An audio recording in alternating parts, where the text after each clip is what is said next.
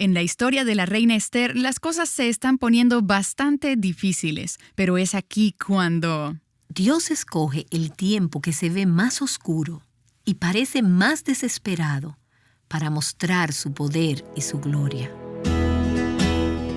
estás escuchando Aviva Nuestros Corazones con Nancy DeMoss de Wolgemuth en la voz de Patricia de Saladín.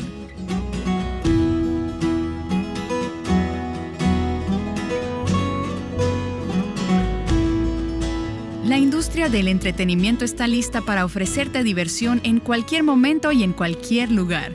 Es cierto que la Biblia nos llama a una vida de profundo gozo, pero en ocasiones es apropiado estar de luto. Nancy nos describirá uno de esos tiempos apropiados para las lágrimas al continuar con la serie Esther, Mujer de Dios en el tiempo de Dios.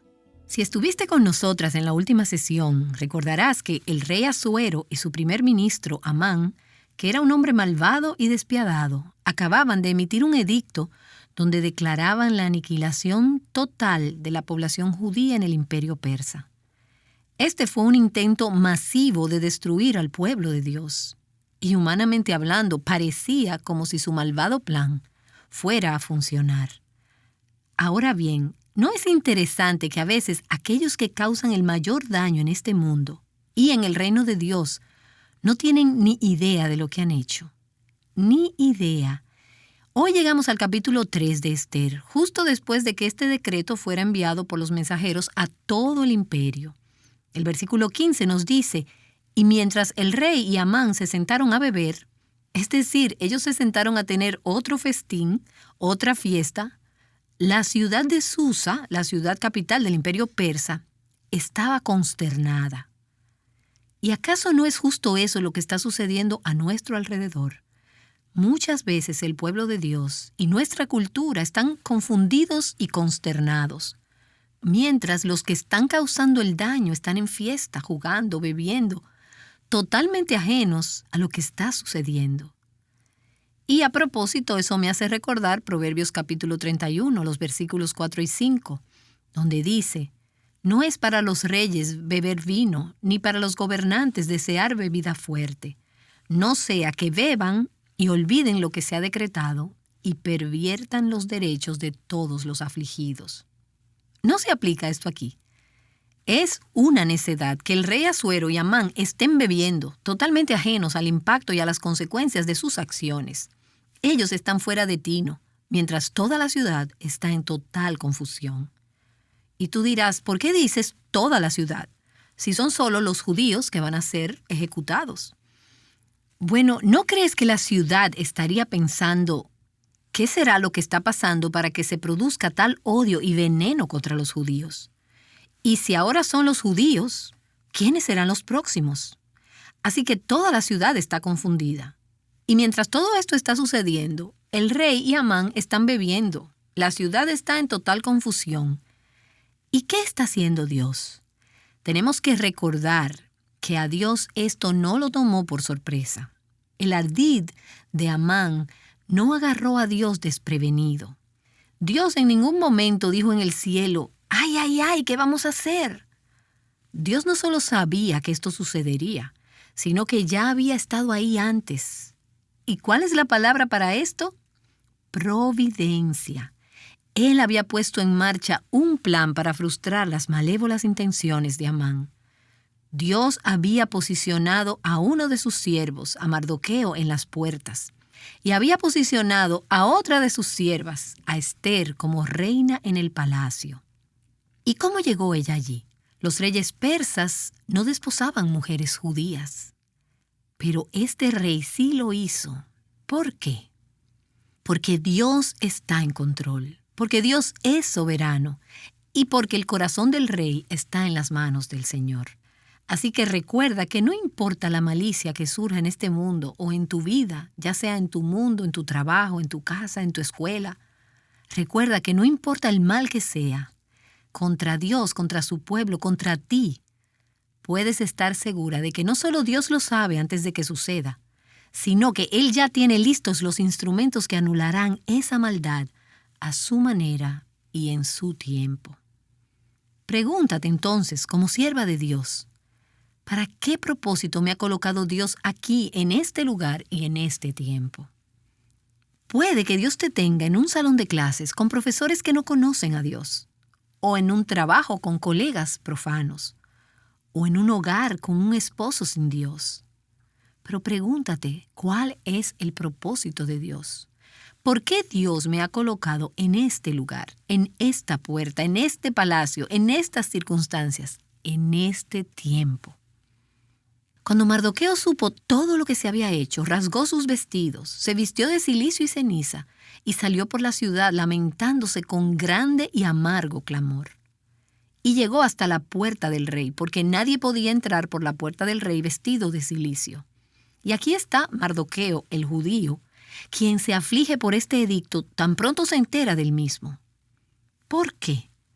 Bueno, seguro él estará pensando, es mi culpa, porque yo no me inclino ante Amán. De modo que se siente personalmente responsable. Pero él está afligido también por la tribulación del pueblo de Dios y la batalla y la guerra que se están llevando a cabo.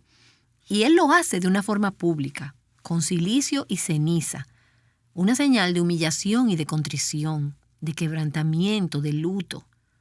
Él no tiene temor, él ahora no tiene nada a qué temerle. Es decir, la batalla está en sus buenas. Él no tiene nada más que arriesgar, nada que perder. No hay ningún lugar ni nadie a quien acudir aparte de Dios. Así que él decide seguir adelante y en un lugar público. No solo está en casa lamentándose de esto, está en un lugar público, vestido de cilicio y ceniza. Lo hace en público en medio de la ciudad, con un gran y amargo clamor, cilicio y ceniza. Mardoqueo no puede ver qué es lo que Dios tiene entre manos. Él no puede ver lo que Dios tiene planificado. Ni tú tampoco cuando estás en medio de tu circunstancia, cuando estás afligida y en duelo. Pero a través de la fe y de la fidelidad, Mardoqueo se convierte en un instrumento a través del cual puede cumplirse la voluntad de Dios. Él solo puede ver la crisis inmediata, que era suficiente para empujarlo a tomar acción. Pero lo que estaba sucediendo con Mardoqueo y hasta con su aflicción era realmente solo una pequeña pieza de un inmenso y eterno cuadro, de un inmenso y eterno plan. Puedes ver cómo lo que haces en tu vida, cómo respondes, es solo una pequeña pieza de un rompecabezas mucho más magnífico. La batalla no es entre Mardoqueo y Amán. La batalla es entre Satanás y Dios. Y cuando te pones del lado de Dios, cuando respondes a la crisis de una manera piadosa, agradable a Dios, te estás convirtiendo en un instrumento para que los propósitos de Dios sean cumplidos en tu pequeño rincón de la tierra. Y en cada una de las provincias y en todo lugar donde llegaba la orden del rey y su decreto, había entre los judíos gran duelo y ayuno, llanto y lamento, y muchos se acostaban sobre cilicio y ceniza. Pero retrocedamos un momento. Estos eran judíos de la tercera y cuarta generación que vivían en Persia. Muchos de ellos se habían descarriado, tal vez la mayoría. Habían sido exiliados por su pecado. Algunos habían regresado a su tierra bajo Esdras, pero no la mayoría. Estos judíos se habían secularizado, ellos habían asimilado la cultura persa. Muchos de ellos, sin duda, eran judíos solo de nombre. De modo que Dios usa la presión, Dios usa la amenaza de la persecución, pero ¿para hacer qué? Para convertir sus corazones, para revivirlos, para hacerles una llamada despertadora y ayudarlos a ver la maldad de la cultura a la cual ellos estaban tan acostumbrados. Dios quiere purificar a su pueblo. Dios quiere recordarles que ellos no encajan en esta cultura. Ellos no pertenecen a esta cultura y se están pareciendo demasiado a ella. Dios quiere llevar a su pueblo al arrepentimiento. Él quiere preservarlo, protegerlo. Así que usa un rey malvado y un decreto malvado y una situación desesperada, una crisis, para llamar la atención y los corazones de su pueblo, para humillarlo. ¿Cuándo fue la última vez que este pueblo había estado de luto y había llorado y ayunado? No lo sabemos, pero parece que hacía mucho tiempo que no lo hacían. Y ahora, en medio de la crisis, están clamando a Dios. Y mientras leí ayer este pasaje, pensé en el Salmo 130, en el versículo 1, donde dice: «Desde lo más profundo, oh Señor, he clamado a ti». No hay nada como ser arrojado en el pozo que te hace clamarle a Dios. Cuando las cosas van bien, cuando todo está en equilibrio, cuando el status quo perdura y cuando tenemos afluencia y nuestras necesidades están siendo suplidas, no somos tan propensas a clamarle a Dios como cuando estamos en una situación de desesperación. No es así. Esta situación desesperada es parte del plan de Dios para atraer de nuevo los corazones de su pueblo y revelar su gloria en el mundo. Y mientras oramos por avivamiento en la iglesia, en nuestro país, en el mundo, es posible que también estemos orando por el brazo castigador de Dios. Puede que estemos orando por adversidad, porque en los tiempos de prosperidad, cuando la bolsa de valores está en alta, cuando todo va maravillosamente bien, nuestros corazones se vuelven satisfechos consigo mismos y la iglesia se vuelve mundana. ¿Y no es esto cierto? De modo que Dios usa las crisis para que tengamos conciencia de nuestra necesidad, para que estemos desesperadas por Él y así volver nuestros corazones hacia Él. El versículo 4 del capítulo 4 nos dice: «Vinieron las doncellas de Ester y sus eunucos, y se lo comunicaron lo que estaba haciendo Mardoqueo, haciendo todo un espectáculo público en la plaza de la ciudad. Y la reina se angustió en gran manera». Y esa frase, «se angustió en gran manera», significa levantarse, retorcerse en labores de parto, tener gran angustia y dolor. Ella estaba muy perturbada. Sabía que había algo que estaba muy mal, si podemos decirlo así. Entonces, sin saber qué hacer, le envió ropa a Mardoqueo para que se vistiera y se quitara el cilicio de encima. Pero él no la aceptó. Entonces Ester llamó a Atac, uno de los eunucos que el rey había puesto a su servicio, y le ordenó ir a Mardoqueo para saber qué era aquello y por qué. Ester envía un mensajero para averiguar lo que está pasando, y Atac investiga la situación. A ella le importa Mardoqueo y quería saber más. Quería saber qué era aquello y por qué. Y es tan importante notar que a ella le importaba lo suficiente como para averiguar lo que estaba pasando. Ella quería involucrarse, quería investigar. Lo que me lleva a preguntarte, ¿sabes lo que está sucediendo en nuestra cultura y cómo está afectando al pueblo de Dios? ¿Tienes un entendimiento de los tiempos en que estamos viviendo? ¿Estás al tanto de estas guerras culturales, de lo que está pasando en el mundo que afecta a los creyentes? ¿O estás enterrando tu cabeza en la arena, atascada en el palacio, entre comillas, por así decirlo, de tu iglesia o de tu pequeño mundo cristiano? Y mientras estemos seguros y bien, bueno, puede que otras personas, puede que otros cristianos en todo el mundo estén pasando por persecuciones. Puede que la iglesia se encuentre en toda clase de turbulencia y condiciones difíciles, pero nosotras estamos bien. ¿Estás totalmente ajena a lo que está pasando a tu alrededor? El pueblo de Dios alrededor del mundo está muy afligido. ¿Te afecta esto? Hay muchas cosas por las cuales debemos estar inquietas. Hay muchas cosas que tenemos que investigar. Primero, hay ataques contra el pueblo de Dios. Tenemos la persecución de la iglesia a nivel mundial. Y si no sabes sobre eso, entonces debes informarte. El Nuevo Testamento nos dice: acordaos de los presos como si estuvierais presos con ellos. Hay creyentes que son nuestros hermanos en otras partes del mundo que están siendo perseguidos por su fe. Y tú tienes que salir del palacio y averiguar lo que está sucediendo. En nuestra cultura hay cada vez más leyes para restringir la libertad religiosa en el trabajo, en las escuelas, en nuestras comunidades. Tú tienes que saber lo que está pasando. Ahora, no hay forma de mantenerse al tanto de todo, pero debes saber cuáles son las tendencias y darte cuenta de que hay ataques contra el pueblo de Dios. Otra cosa de la que también tienes que estar informada, y esto es algo aún más sutil, es el hecho de que el problema real no es lo que le está pasando al pueblo de Dios, sino lo que está pasando dentro del pueblo de Dios. lo que está sucediendo en la iglesia, la carnalidad, la mundanalidad del pueblo de Dios dentro de la iglesia. Eso es lo que realmente es la causa de nuestra aflicción. Ese es nuestro verdadero problema.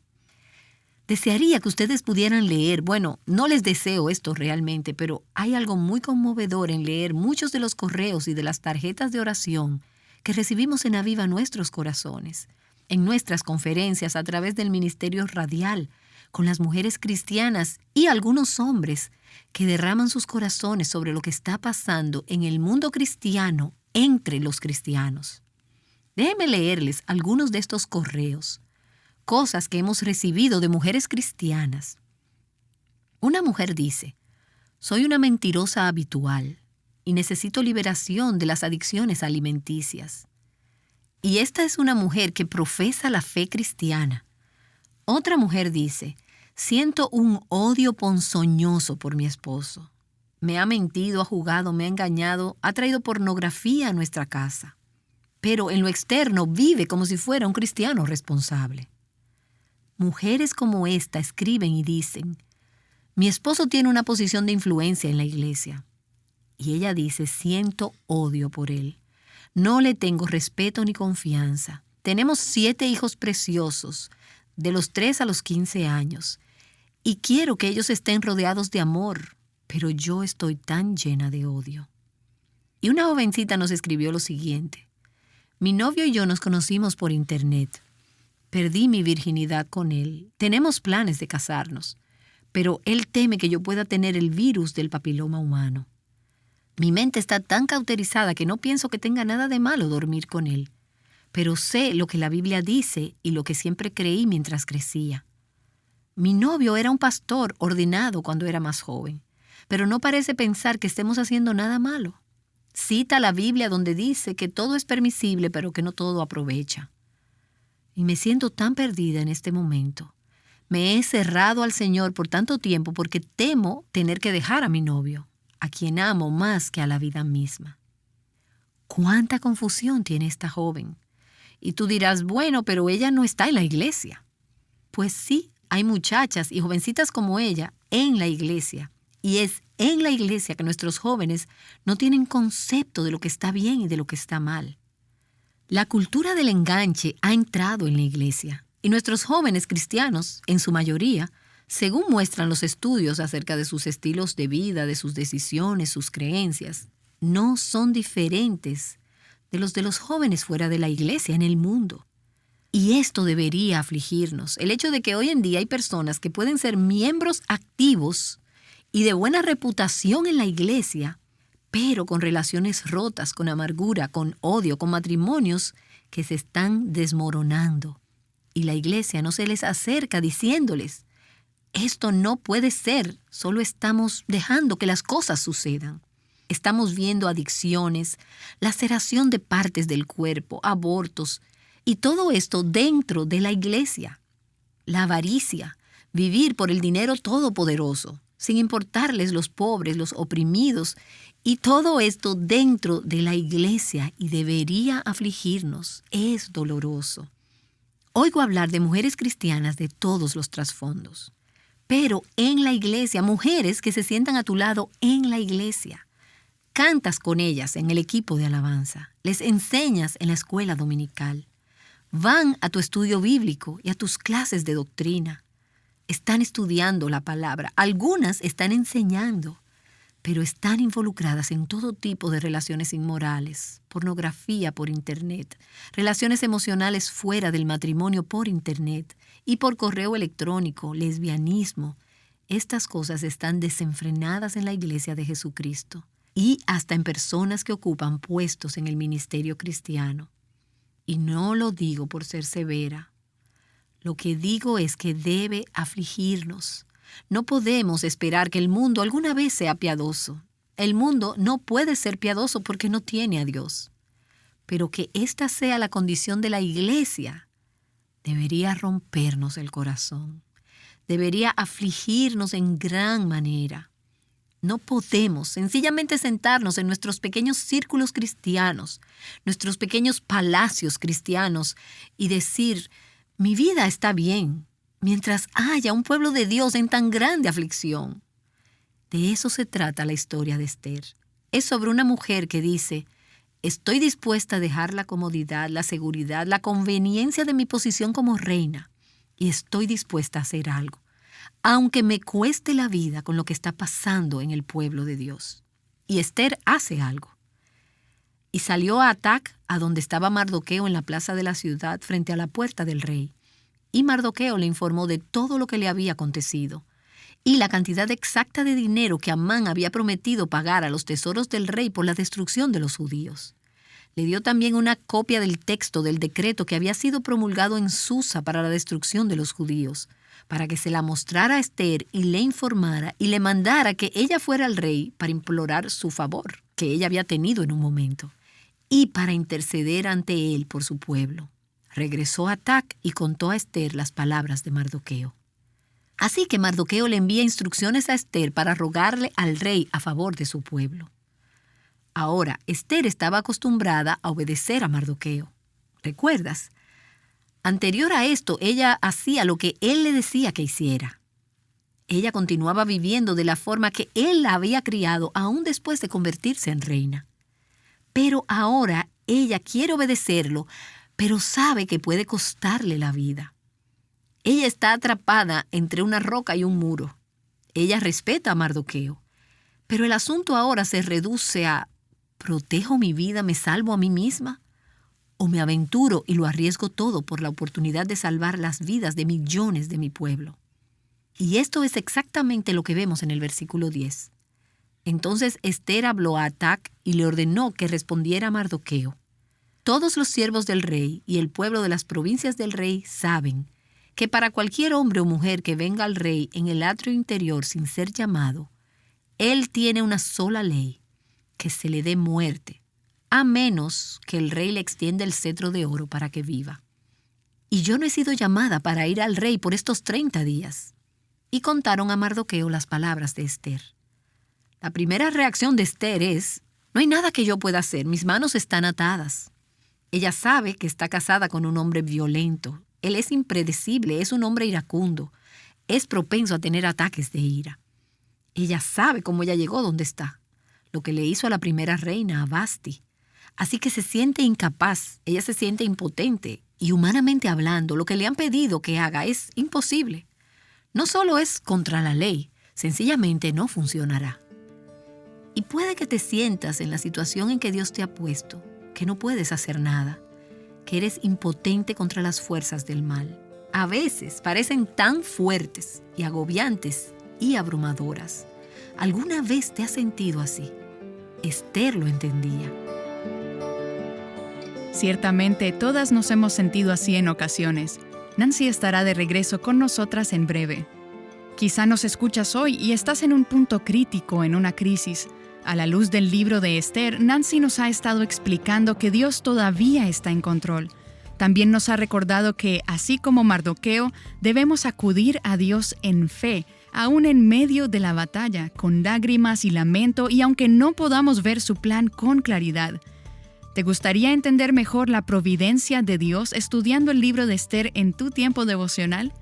Nancy nos ha estado motivando a leer el libro de Esther a lo largo de esta serie. Puedes acompañar tu lectura de un recurso que nuestro equipo ha preparado para ti. Se trata de un folleto en formato digital titulado Esther, Reina en el Exilio, aprendiendo a confiar en Dios en un mundo hostil. Para descargarlo, visítanos en avivanuestroscorazones.com. Te enviaremos un acceso para descargar este recurso por una donación. Y permíteme animarte a ser parte de aquellas que hacen posible que llevemos estos mensajes alrededor del mundo. Aquí en Aviva Nuestros Corazones estamos orando para que Dios levante colaboradoras mensuales y así poder continuar produciendo recursos que ayuden a las mujeres a vivir la vida abundante que Dios nos ha ofrecido. El recurso que te enviaremos este mes incluye preguntas que te ayudarán a aplicar a tu vida las enseñanzas que hemos estado viendo. Y si ya lo tienes a mano, el recurso que acompaña esta serie de Esther, espero que continúes sintonizándonos y sacando el mayor provecho de todo este material. Bien, Nancy regresa con nosotras para retomar la enseñanza donde nos quedamos y para guiarnos en oración. Parece interesante que por primera vez, Esther, que siempre ha hallado el favor de todos, ahora está en un lugar en el que no tiene el favor del rey. Hace un mes que él no la ha mandado a llamar.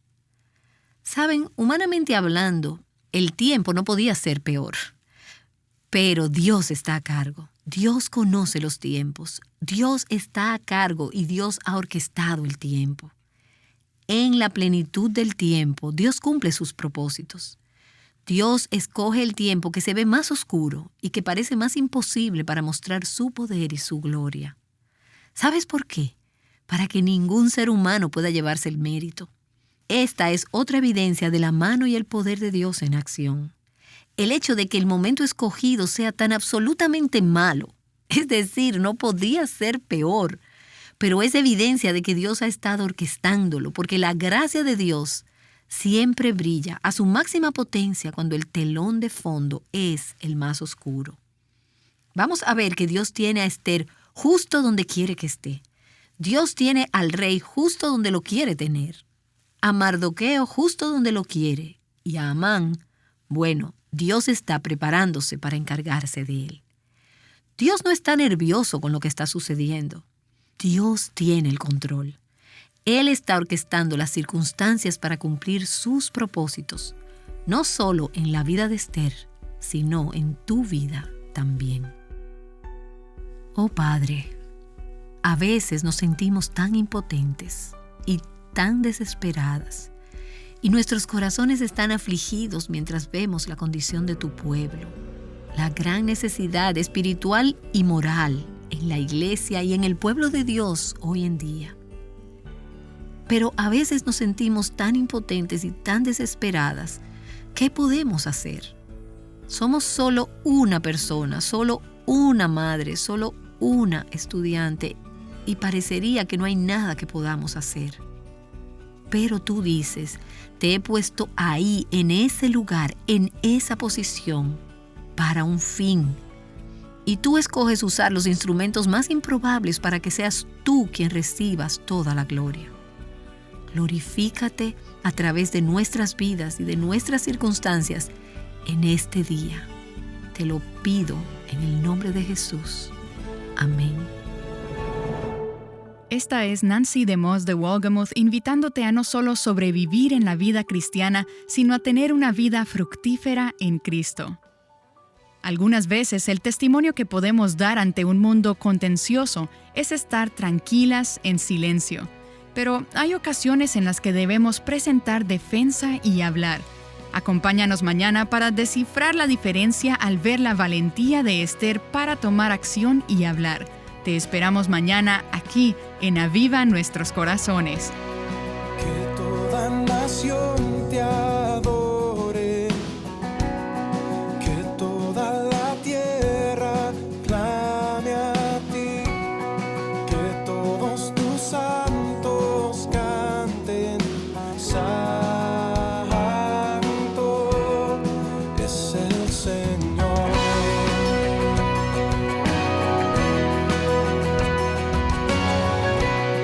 Declaramos tu grandeza, los cielos cuentan tu gloria, oh Dios, y tus redimidos cantan, Santo, Santo.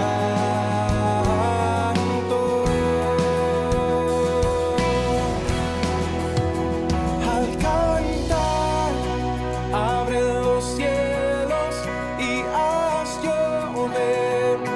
Muestra tu gloria, te queremos ver.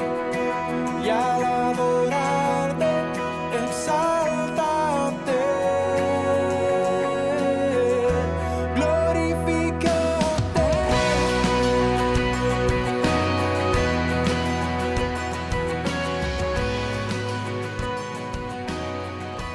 Escudriñando la Escritura juntas. Aviva Nuestros Corazones con Nancy DeMoss de Wolgemuth es un ministerio de alcance de Life Action Ministries.